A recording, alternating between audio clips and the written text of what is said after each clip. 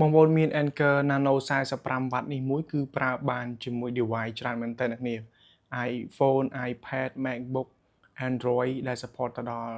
45 W ហើយត្រូវការរុន Type C គឺដុំនេះមួយគឺប្រើបានទាំងអស់អញ្ចឹងមានន័យថាឲ្យតែមានរុន Type C យើងប្រើបានទាំងគ្នាហើយមួយទៀតនៅលើហ្នឹងវាមាន LED display បញ្ជាក់ពីកម្លាំង watt ឬក៏device ដែលអ្នកគ្នាកំពុងតែដោតជាមួយអូខេហើយមួយទៀតជើងប្រភេទ Anker Nano 45 W នេះយើងអាច rotate បាន180 degree អ្នកនាង Anker Nano អានេះផ្ដាច់ស៊េរីចុងក្រោយហើយរបស់ Anker ហើយក្រៅពីហ្នឹងគេដាក់ថា Anker Nano 45 W 1C មានថាវាមានគូតសាកចេញ Type C តែមួយទេអ្នកនាងអូខេអញ្ចឹងនៅពេលដែលយើងទាញមកវាមាន Anker ជាប់នៅកន្លែងនេះអ្នកនាងគេដាក់ Anker អូខេឥឡូវយើងទាញវាចេញមក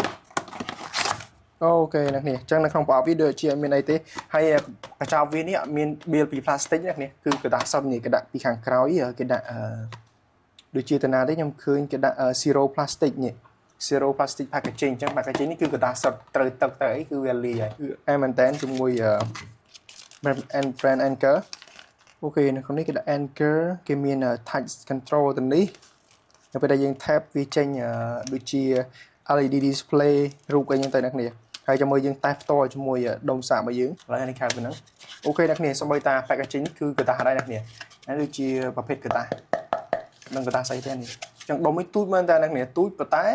កម្លាំង45 W អានេះសាកបានទាំង MacBook ទាំង iPad Samsung Vivo Oppo 45 W នេះនេះហើយវារត់តាមខ្សែចុះមករកឡើងបកឃើញអ្នកនាងឃើញឡើងបកឯឡើងនេះនេះតោះជើងរបស់វានេះ rotate បាន95 180 degree នេះនេះគេនេះខាងនេះក៏បានខាងនេះក៏បានគឺឯមែនតើហើយខាងនេះវាមានរុន Type C មួយហើយវាមានប៊ូតុង tab គឺឃើញ LED display ឡើងនេះហើយតោះអញ្ចឹងអ្នកដែលគ្នាដាក់ដឹងគឺ brand Anker ផលិតនៅចិនទេអ្នកនេះ original made in China អូខេប៉ុន្តែ product នេះគឺ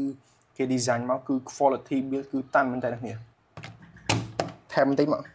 ចឹងថាវានៅខាងណាអូខេហើយខ្សែ lining នេះរត់បានពី20 W ទៅ27 W ទេអ្នកនេះអញ្ចឹងវាអាចរត់តាមខ្សែឥឡូវយើងដោតវាមក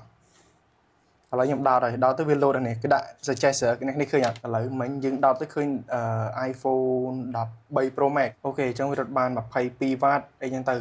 វាឡើងតាមហ្នឹងនេះវាកណនីកម្លាំងតាមហ្នឹងអូខេឥឡូវខ្ញុំទៅតេស្តជាមួយ MacBook ម្ដងអូខេសម្រាប់ device ដូចជា MacBook ដូចអីវាអត់សចេះទេខ្ញុំអត់បង្ហាញទេចឹងនេះរត់បាន41 W នេះវាខ្សែនេះ60 W ចឹង MacBook support ត្រឹម40 W គឺល្អបំផុតហើយ